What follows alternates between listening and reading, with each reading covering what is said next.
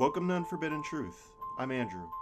This is part two of a four-part interview with South Carolina serial killer Todd Kohlhepp. Let's talk about the crimes you're currently in prison for. You're convicted of 7 counts of murder, 2 counts of kidnapping, and 1 count of criminal sexual assault. I want to talk about everything that happened in chronological order from November 6, 2003 up until August 31st, 2016. Do you want to talk about the first murders, or do you want to talk about the first confirmed murders? Because they're not the same. If you're comfortable about talking about the first murders, that would be great. They can't punish me any more than they have, so I don't care. I've got basically the equivalent of 9 lives. I mean, you've got 7 consecutive life sentences plus 30 plus 30. Sounds like 9 lives to me. What else are you going to do to me? So yeah, I'll talk about it. I was living in the Hunt Club apartments, and I started having a lot of harassment going on with the sex offender website, and people were posting things on the mailboxes, on my apartment, on my car, on neighbors' cars. Everybody, the apartment complex found out about it. Overnight, everybody knew that I was on the sex offender list, and nobody seemed to realize that this had happened when I was 15. They would see the printout at 31 years old and swear up and down that I had just done it last week. So there was really not a lot of tolerance of, okay, you're a 15-year-old kid, you're 31 now. Times change. They thought it had just happened. So I caught a lot of hassle about it. And I started getting hateful phone calls. My boss started getting phone calls because the website used to show where you worked. And she started getting phone calls. And my landline got phone calls. And my mom told me at that time that, I'm not a convict anymore. You need to handle this the appropriate way and call law enforcement. I did. I called the police out. My mom and her boyfriend at that time came to my apartment at the same time when the officer was there. I explained the situation to him, that I was being harassed because of this, and I played him the messages on my answering machine, at which point he informed me, you made this, you're on the website, deal with it. That's what I'm trying to do. No, you deal with it. Okay. And that was all he would offer. That's all they did. Then I went to my church when I was going to First Baptist Spartanburg, and I informed the assistant pastor, Steve Weiss, what had happened, and wanted some advice on how to properly handle this in, the proper way, not the prison way. And Mr. Weiss informed me that I should probably try another church, that this was not First Baptist Spartanburg. They were not interested. They liked me in church. They liked that I used to help out. They'd had no problems with me. But once this was an issue, we don't want to get involved. Try another church. So I did. I went to my grandfather when I was trying to basically, at least I couldn't stand him, but I was trying my best to, this was many, many years later, trying to help my mom out and just let bygones be bygones. I told him what happened. He went into the bedroom, came back with this little envelope with a stack of cash in it, slid it across the end of the armchair, looked at me and told me, do what the officer told you to do. Deal with it. The implied message was, go buy a gun or whatever you got to do and take care of it. Instead, I went to the Kmart at that time. I bought me 4 folding hunting knives and a whetstone, spent the entire night sharpening the blades, and I carried 4 pocket knives at all times. In the process of this, the issue had stopped for a while, but when it started back up again, the phone calls, the harassment, and I went out one night to go play pool. I used to shoot on a bar APA pool team, and I left my apartment about 9 o'clock at night, and I had two guys who I'd never seen before in my life who met me in the parking lot, one with a knife and the other guy with a hammer, one of those small 12, 14-inch like kitchen hammers. They have a little fiberglass handle. And they informed me that they were going to teach me a lesson and came at me with a knife. It did not go their way. The guy who came at me, the larger guy, which I was bigger than both of them, but the larger of the two came at me, and I cut him across his wrist where he was holding the knife. He dropped the knife, tried to kick me, and I cut him on the inside of his thigh, which is where I got the femoral artery, and blood went everywhere.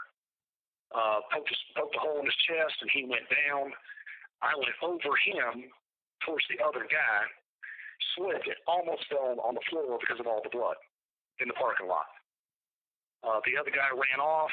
As he ran off, I caught him, grabbed him by his hair, stabbed him to the neck, and pushed outward, and I cut his throat from the right side artery and the larynx, and he went down. The whole time this was going on, my neighbor who lived upstairs worked in the newspaper, and they were having a poker game, and I was freaking out that I was going to get rearrested for killing two people, and they were going to come out at any given moment and start screaming that there was bodies in the front parking lot. The officer who arrested me in 2016 was the courtesy officer at that apartment complex and lived at the building right next to mine. So the fact that I didn't get caught doing this surprised me. It scared the hell out of me. So I went inside, freaking out, went inside, got a shower curtain, came back out, put the small guy in the trunk of the car, tipped my seat back because I had a two-door car, tipped the front seat back, put the larger guy in the front seat, wrapped up in a comforter, and was going back and forth to the kitchen getting pitchers of water and splashing water all over the parking lot to get rid of the blood. Went driving, trying to figure out where to hide the bodies. Until you have had to hide bodies, you have no idea what is in store. You are freaking out. I had no idea where to hide bodies. I had never killed anybody before in my life, especially with a knife. And I was not familiar with Spartanburg. I drove to work. I drove home. I drove to church. I drove home. I drove to the pool hall. I drove home. I didn't know where the hell to go. I went Highway 26 and going up and down frontage roads, trying to find a way to drop the bodies off. And every time I would pull over somewhere, I would see a light somewhere and swear it was the cops coming to get me and get right back in the car and drive off again.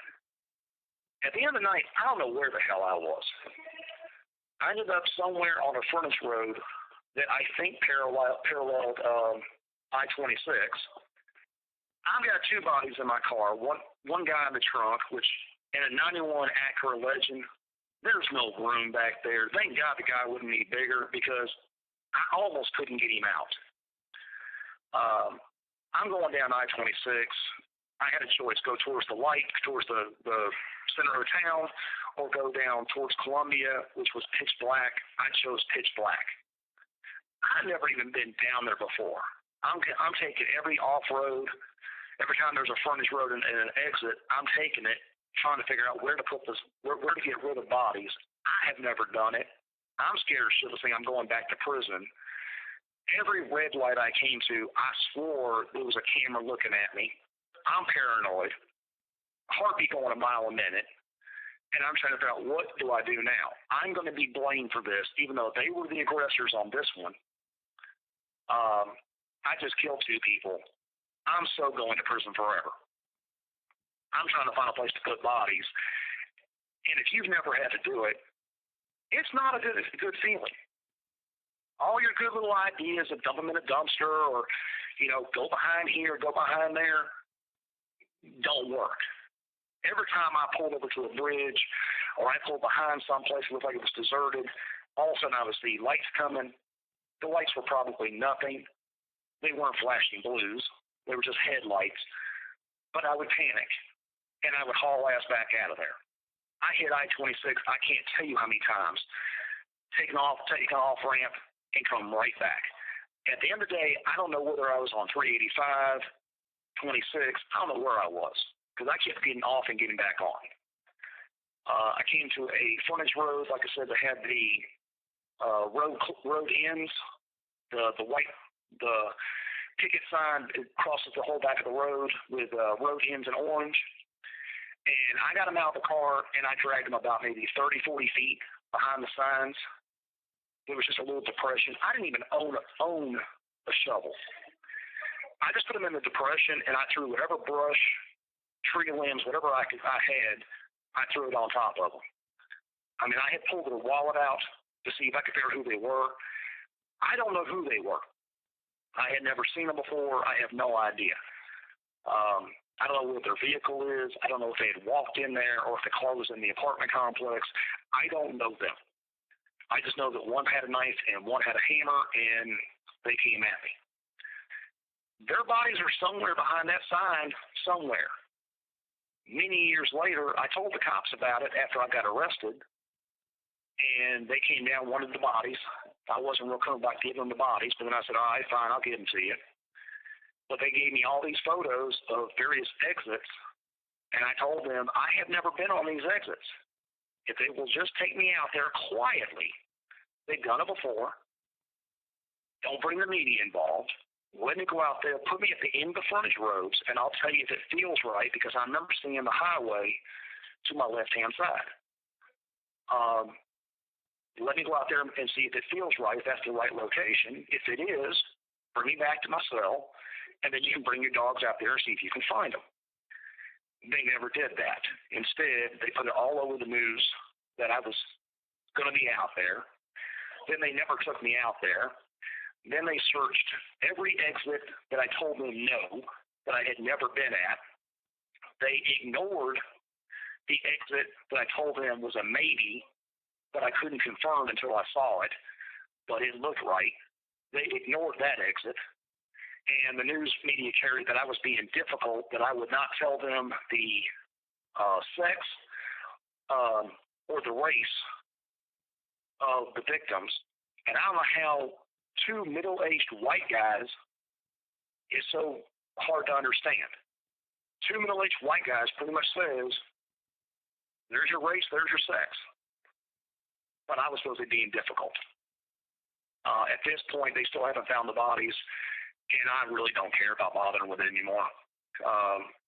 It doesn't change my life one way or the other. Did the bike shop murders follow that, or were there other murders before the bike shop murders? No, the bike shop was the next one. Right before the apartment murders, I had bought a motorcycle,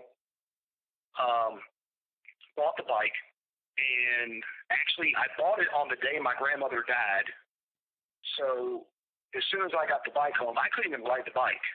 I told them that I was a novice. I had never ridden a bike before. I had no clue how to ride one, but I really, really wanted one.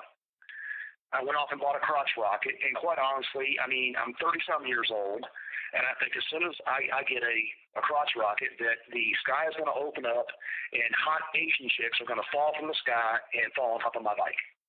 I mean, it doesn't work that way, but hey, fantasies are awesome. I bought the bike.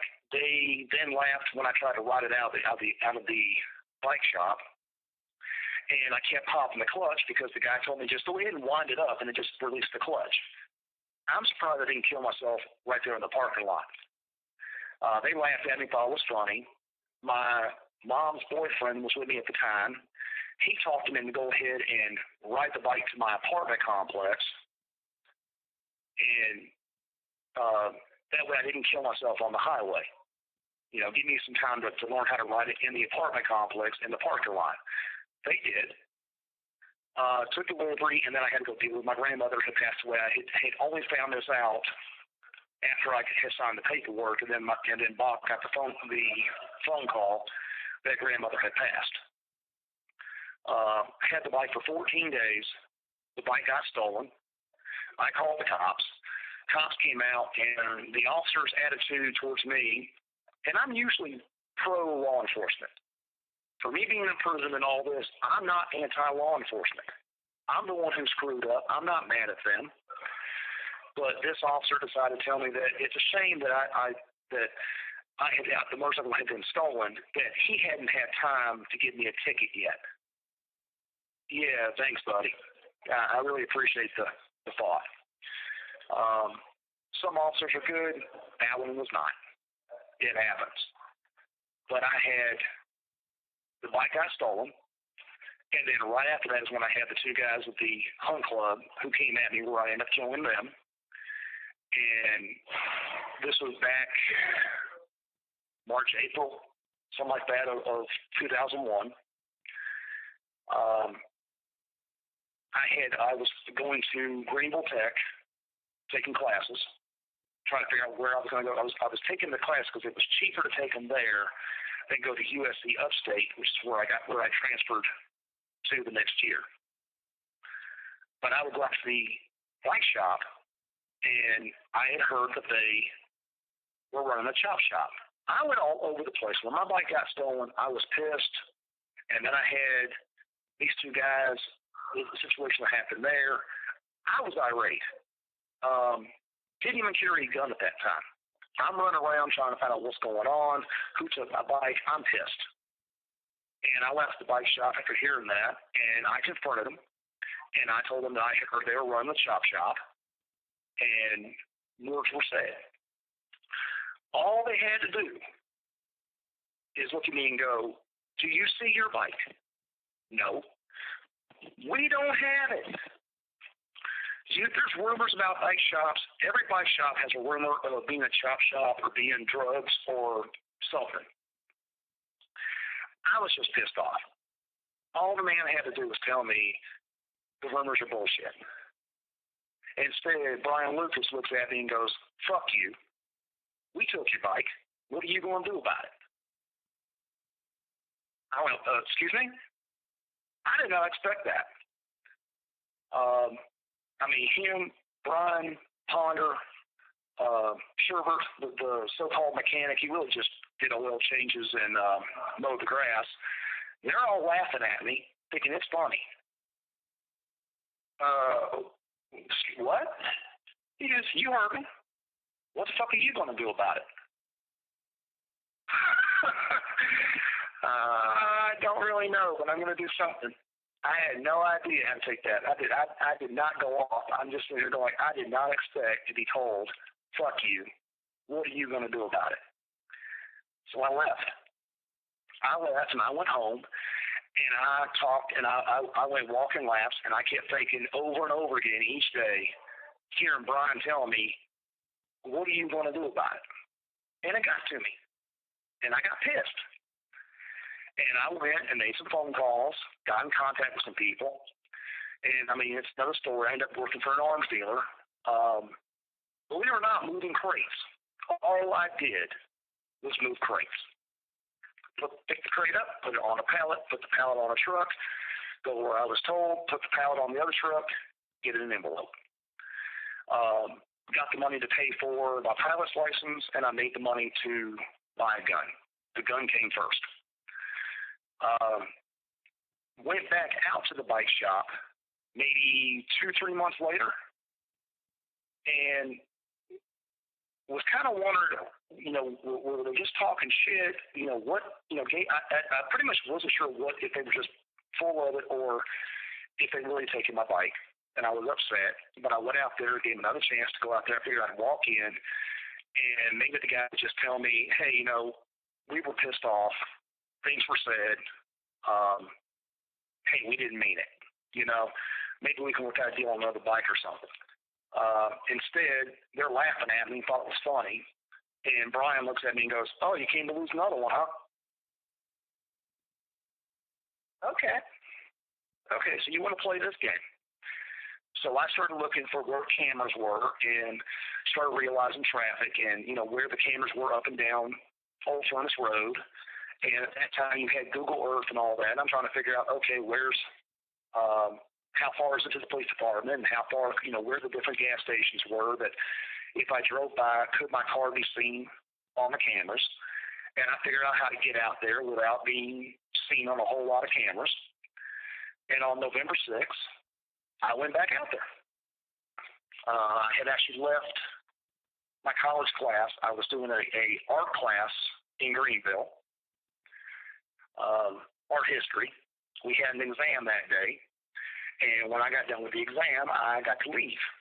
I got in the car, and I drove to Bowling Springs, the CVS parking lot, and in the back parking lot, I put on my shoulder holster and I had a Beretta 92 FS, and I made sure the gun was loaded.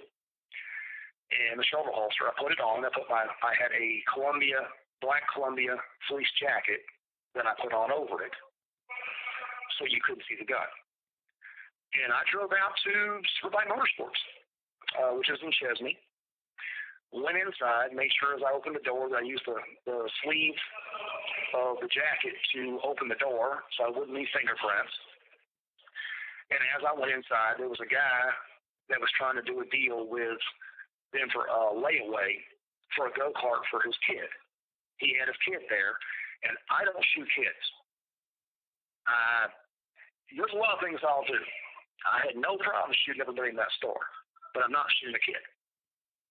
So I went right past him, and I went to the back showroom, and I sat on I think it was a Kawasaki Katana, black Katana, and I sat on the bike and waited until the guy left with his kid. I didn't even know the mom was even in the building. I guess she had come in while I was in the back and went to the bathroom. I never knew she was even there. So as soon as the guy left and I could hear him leaving, a few minutes later I told them that I would go ahead and take the motorcycle, that I would buy it. They thought it was real funny. I'm going to buy another bike. And they told Sherbert, the mechanic, to come get it, to take it to the back room, to go ahead and do the service on it, put the gas in it, put the oil in it, and they would have the paperwork for me in a few minutes. He went to the back there with the bike. I stood around for a few minutes, and then I went ahead and went through the back door and went into the garage section where the bike was being prepared, and pulled the gun out, walked up behind Sherbert, and put 2 rounds in him. So I shot him over the bike because he was on the left-hand side working on the bike, doing the oil change. So shot him, went, turned, kind of thought, oh shit, okay, it's really on because I just shot somebody. So, I mean, it's definitely, we're in contact now. And I made a right turn and went through the door to go towards the front showroom. And it was a thin black plastic door, kind of like one of those fly things to keep back and forth. It was a solid sheet, so you really couldn't see in the garage. And when I put my arm up to go through it, all of a sudden I had the mom right there in my face. It was just instinct, and I shot her through the heart. I'm pretty sure I always double tap everybody. I always shoot twice. So I have to assume the second round went between her side and her arm, and I missed. And that was one of out of 18 rounds fired that day, I missed 4 rounds. I only missed 4 times. I'm almost positive I missed her on the second round. Shot her in the heart. She dropped. Scott and Brian had been running up towards her and were about 12 feet away when I came through the door. Brian was behind Scott Ponder and actually pushed his friend. He pushed Scott towards me while he pushed off to run away. And I had to put my hand up to make sure that Scott didn't basically knock into me. I think both of our eyeballs got big. But he stopped and went to run the other direction. Brian was already halfway to the door, and I started sending rounds down range. In the process of this, I went through, this is back when we had 10-round magazines. You couldn't buy high capacity at that time. They had not opened that back up, so I had all 10-round magazines.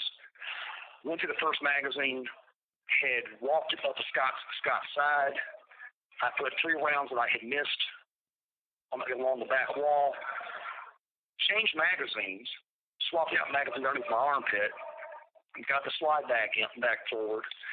And that actually, I think I was slapping the trigger. Before that, I was jerking the trigger. Once I changed magazines, I calmed down, and all my rounds went where I needed them to be. Went right up Scott's side.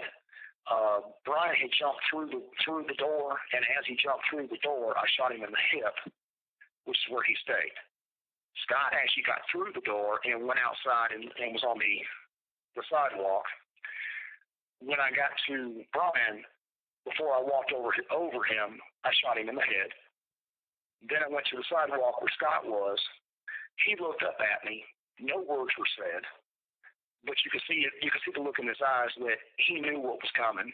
He knew why I was there, and I shot him in the head. And then I went back inside, went to Beverly, who was the mom, shot her in the head, then went to the back building and shot Sherbert in the head. Cleared the building, went to the whole building to make sure there was nobody else there. As I passed the office on my way out the door, there's the cash register right there. Didn't touch, I don't steal, so I didn't take any money.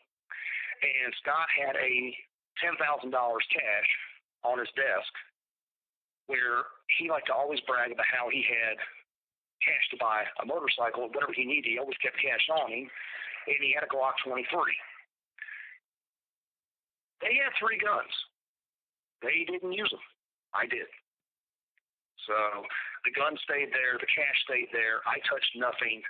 Went out the front door, got in the car, put the gun on the floorboard of the car, and calmly drove into traffic so that I would attract attention, and I was gone. I drove home, went to my apartment complex, got out.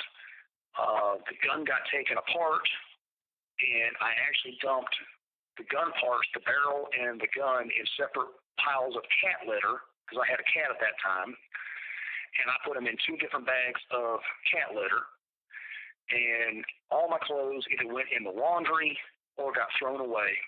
The shoulder holster, the gun, the ammo, all of it got taken apart, put in the trash, taken to the dumpster, and thrown in the dumpster. While I was doing my laundry and cleaning things up, my mom called me and wanted to know if I wanted to go to dinner. Hey, free dinner. Yeah, I'm in. So I went and met her at IHOP, where I had dinner with my mom, had a Colorado omelet.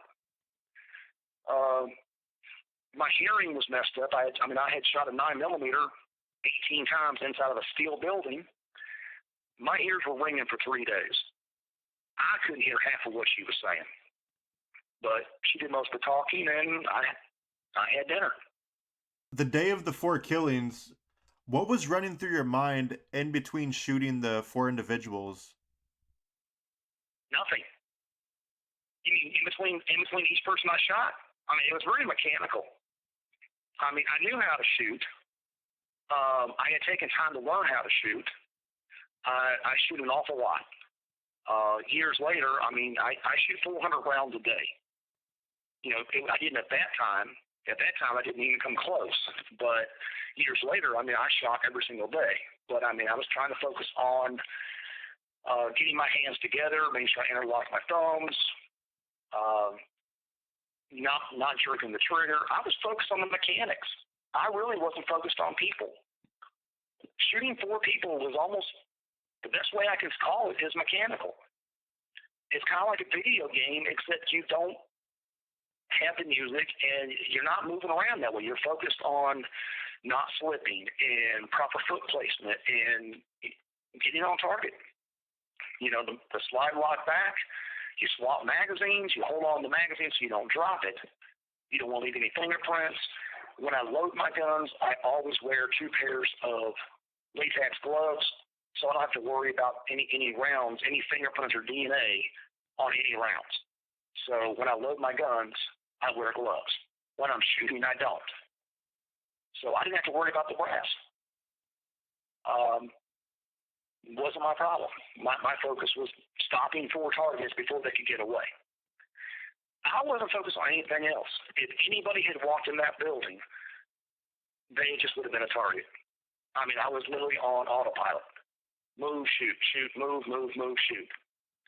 There was no emotions. There was trying to complete, very, very mission specific.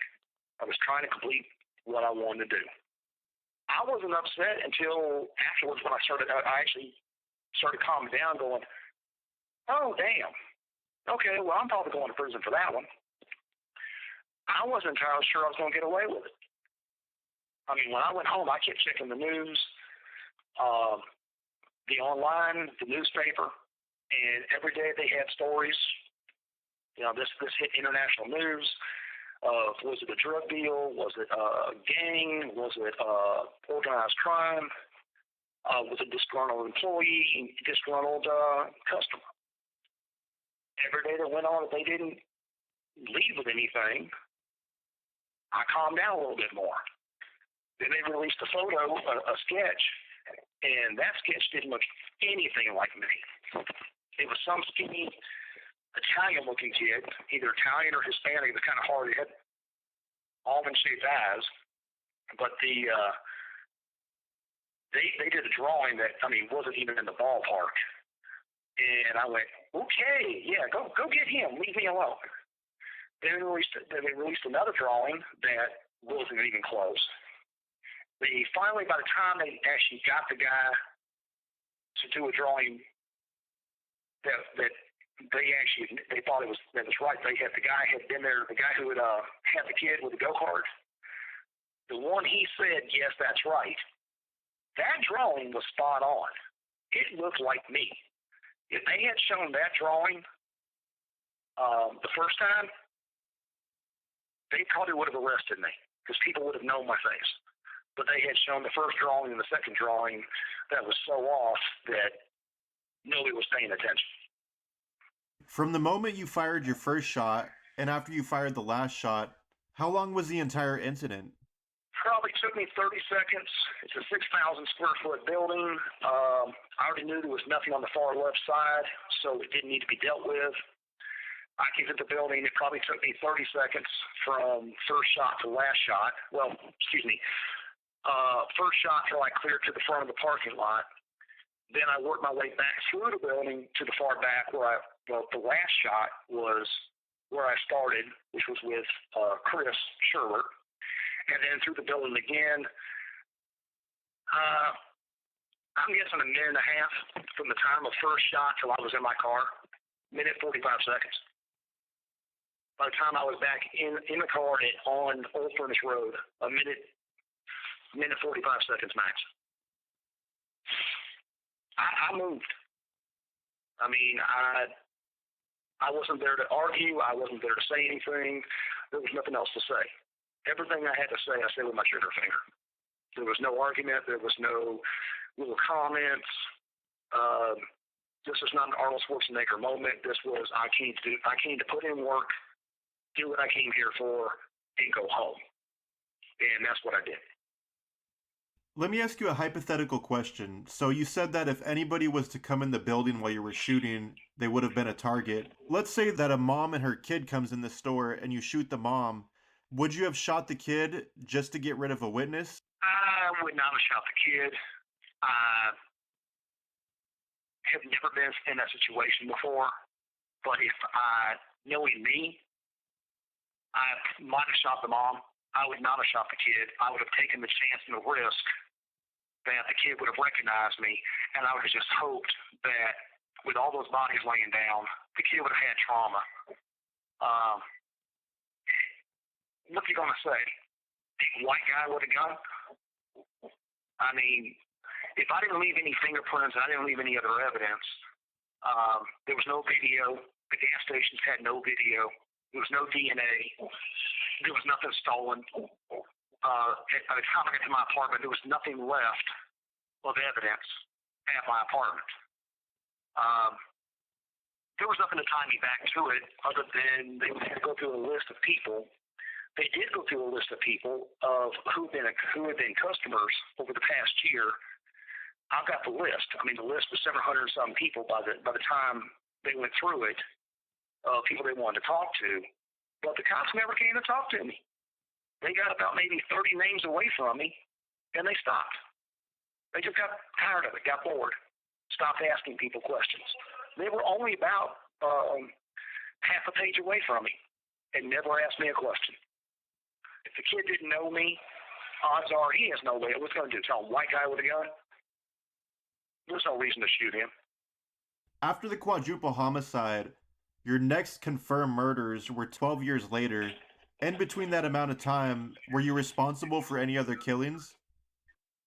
There was a couple years where I really lost my way. I was pissed off. I really thought I was going back to prison. I mean, I had just killed 2 people. Then I killed 4 other people. And I thought I was going back to prison. At this time, I'm going forever. The thought of death row never really entered my mind. Really wasn't a deterrent. Didn't think about it. I mean, I like bacon. I don't want to be bacon. But the thought of actually going to the chair was never even a thought until long after it was over with. And then it was like, well, nothing I can do about it now, so, move on. There were some other issues going on. For a brief period of time, I had gotten involved with some training classes. The arms dealer that I was working for had started paying me a lot of money to move pallets. Moving pallets turned into me being the guy providing security. He asked me if I knew how to put my way around a gun. It was not the time to be a smartass, and I was not going to go idiot cocky and tell him about the bike shop. I just simply told the man, yeah, I know my way around a gun, and I can handle myself, and yes, I want the job. And from that point on, I was the guy with the rifle, watching the guys loading the truck. That gave me the money to pay for my pilot's license, and I started flying quite a bit. I didn't have any money back then. I was doing whatever I could to make cash. He was willing to pay me, $1,200 a night loading pallets, loading on truck, and when I went to go work for security, I mean, I'm making $3,000 a night.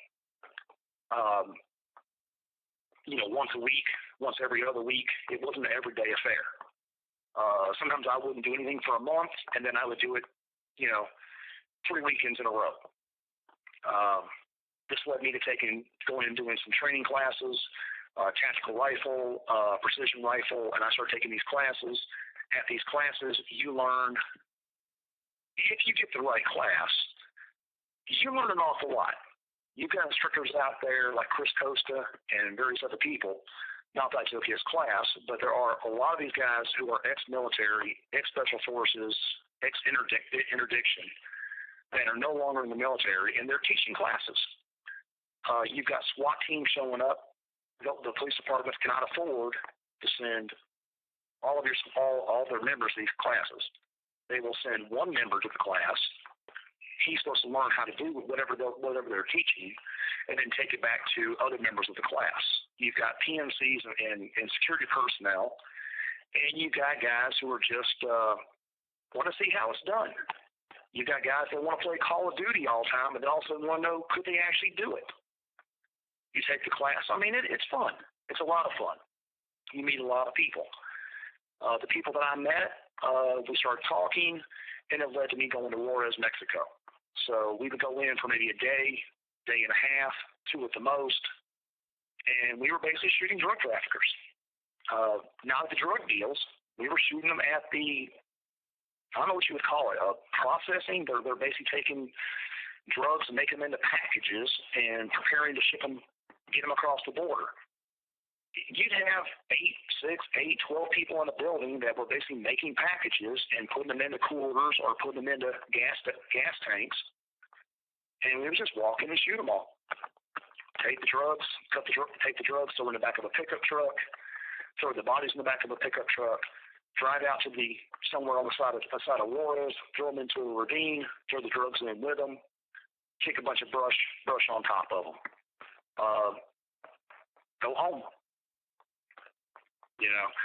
With me having a pilot's license, I was going across the border all the time. If you understand what they call critical flight, they teach you in flight training how to slow an airplane down and how to deal with it with mushy flight. I'm not really sure where that helps me out, but it teaches you how to fly the plane at very, very low speeds. The blimps that do the radar along the Mexican border have what is a delimiter. They're look-down radar. When it comes to look-down radar, if you don't, how do I put this? Anybody who is 80 miles an hour or slower electronically comes off the radar.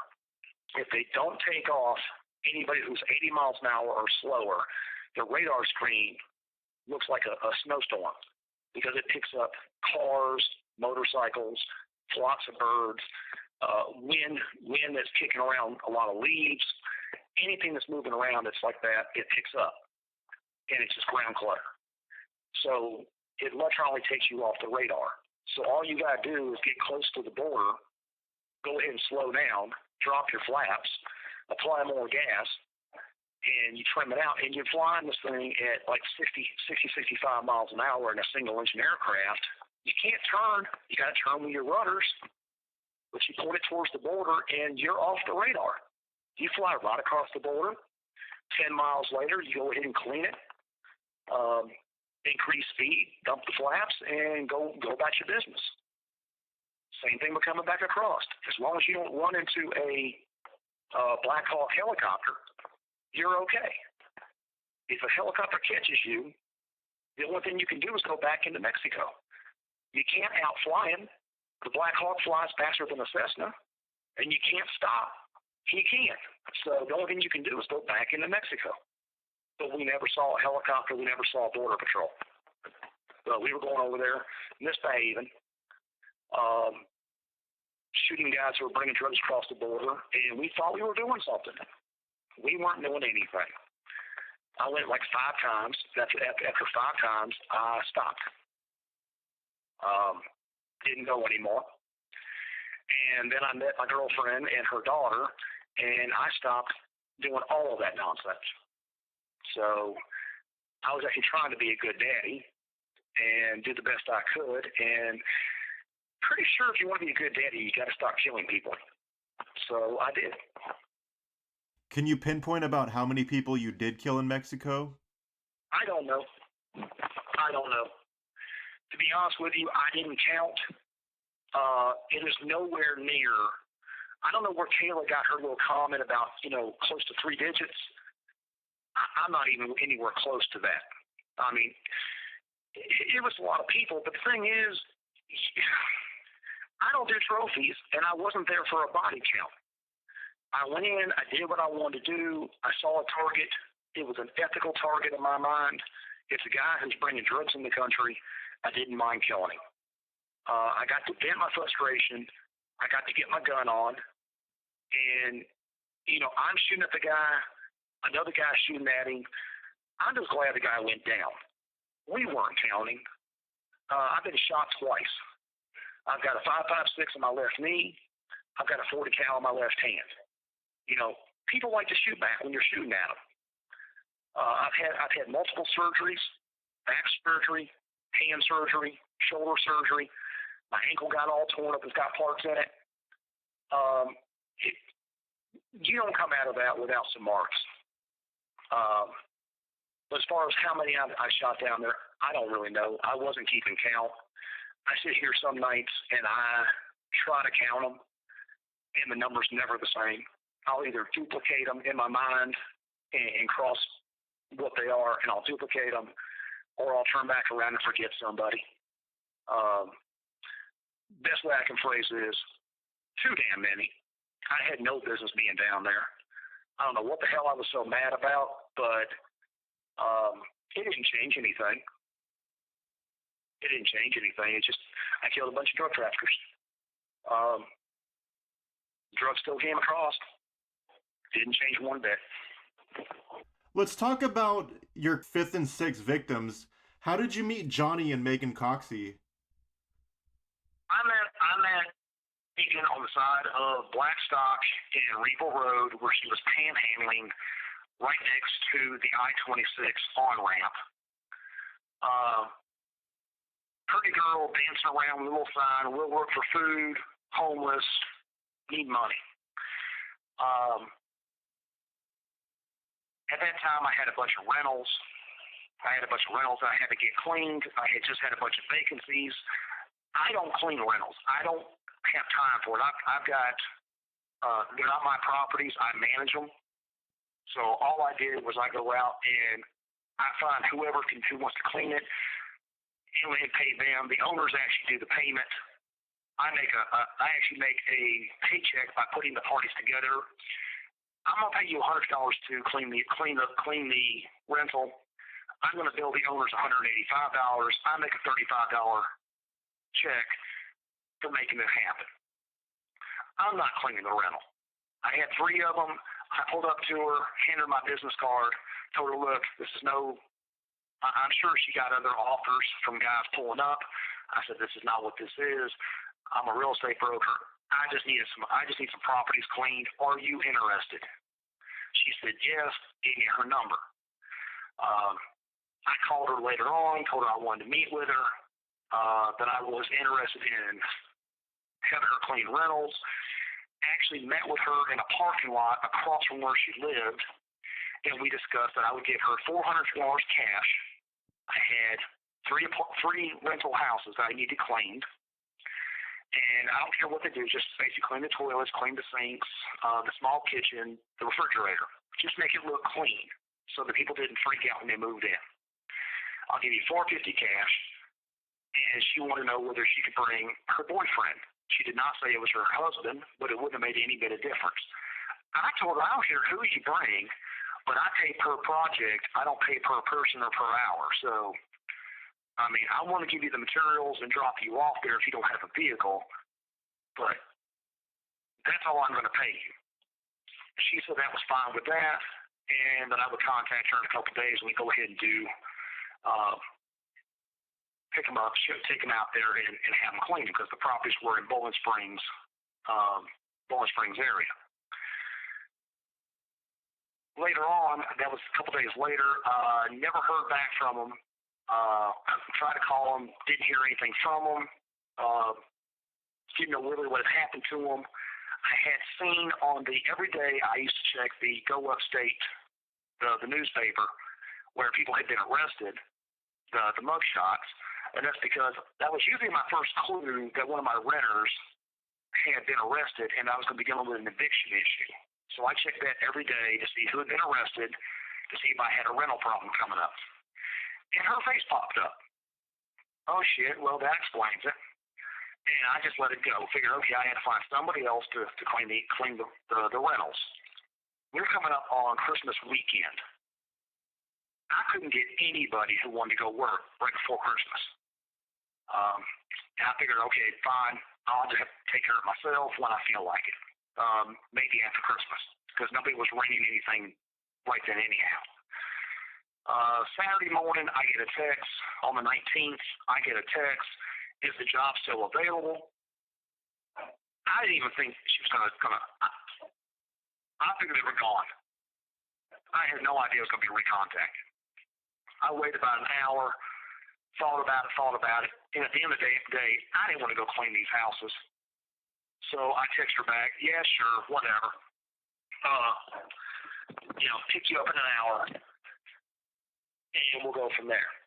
I drove over. I kept all of my cleaning supplies in my storage building out of my land, where I had a 2,400 square foot building, not included the little building or the Connex, which was storage for other stuff.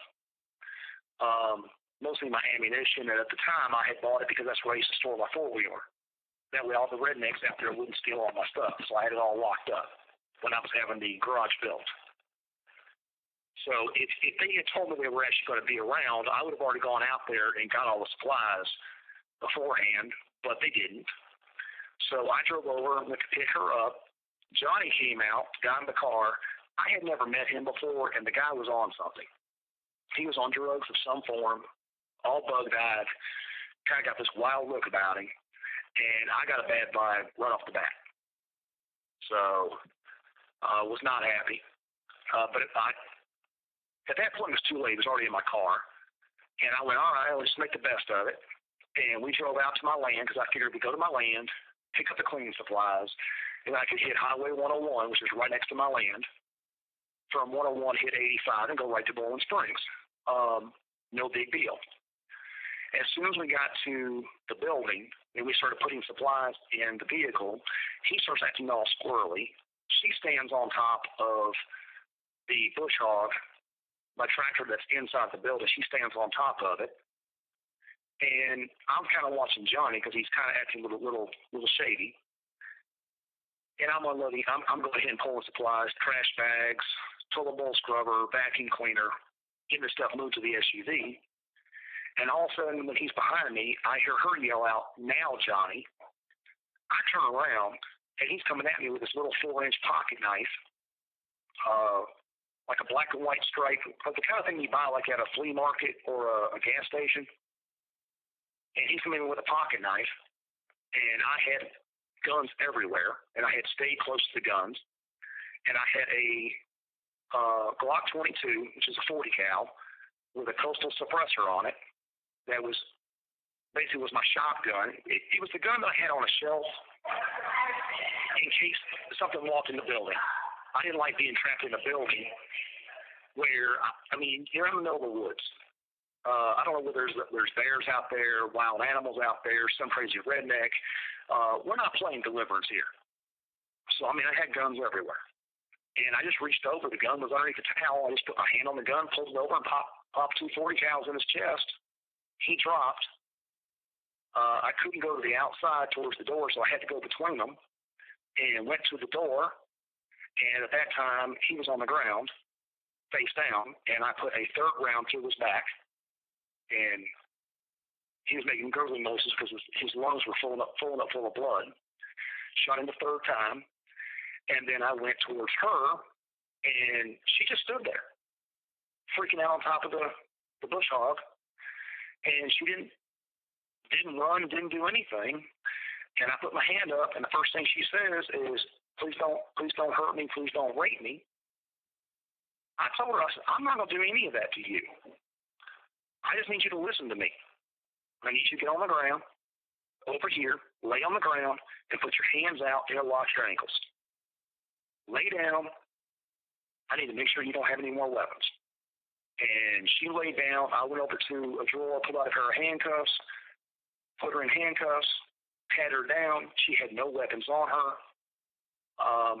Went back over there, sat down for a minute, trying to calm down. Go like, holy shit, really? Because I didn't come here for a shooting at all.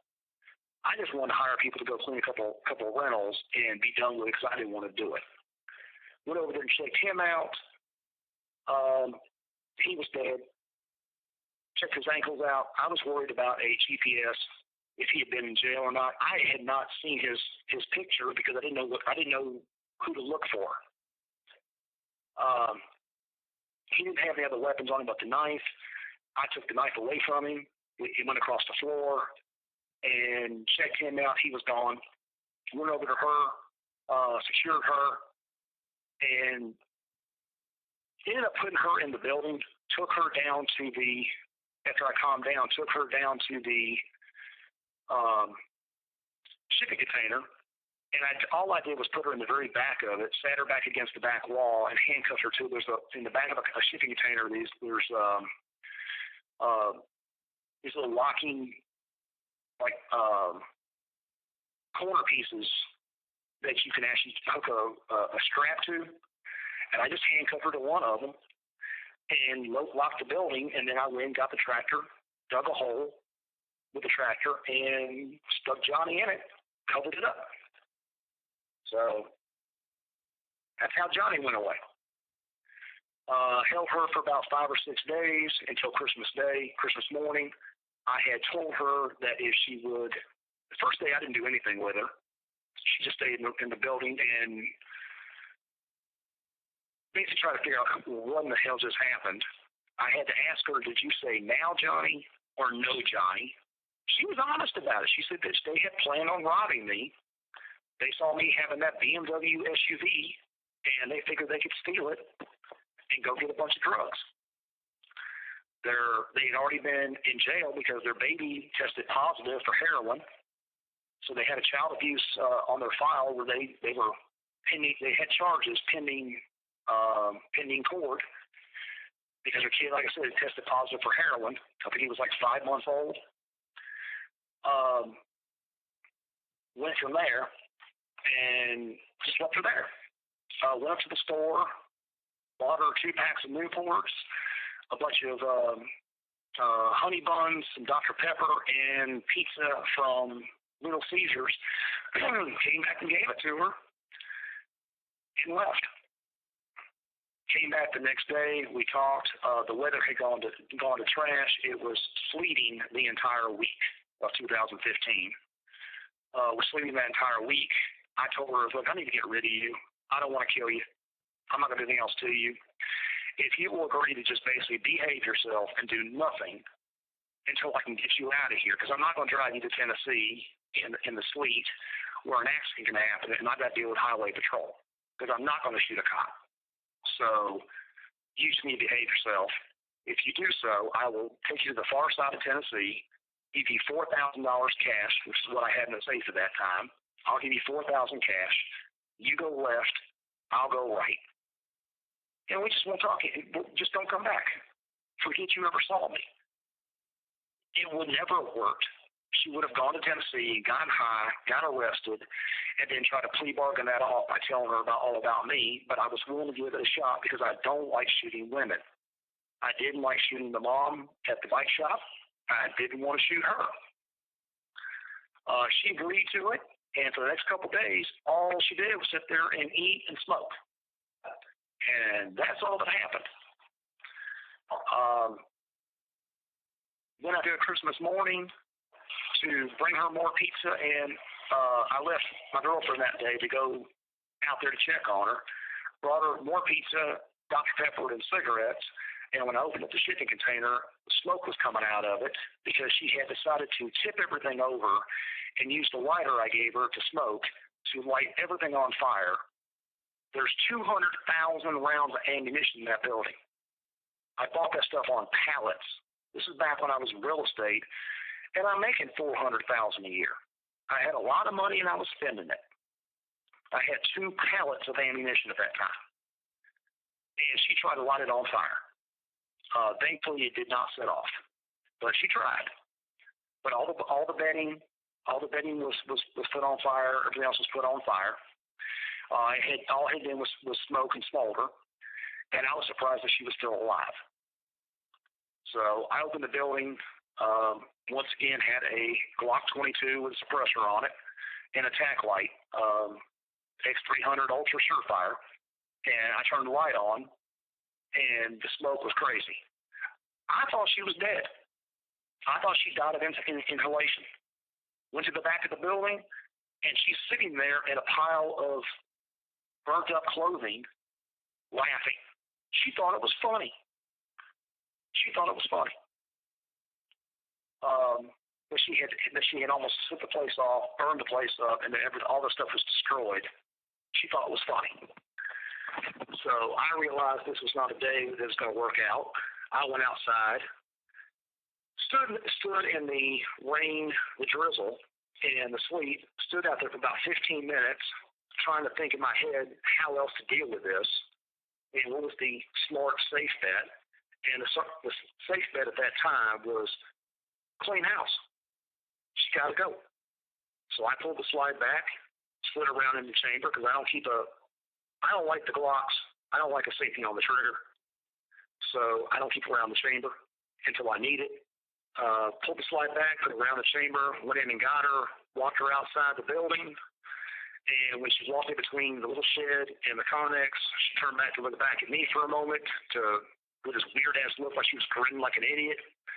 Went to move towards me, turned around, went to go the other way, and almost prancing. She was so happy that she had caused this. And I brought the gun up, put 2 hands together, and put a 40 cal to the back of her head. And she dropped pretty much like a puppet when you cut the strings. She's just drunk. Went and got the tractor, dug another hole, and put her in it.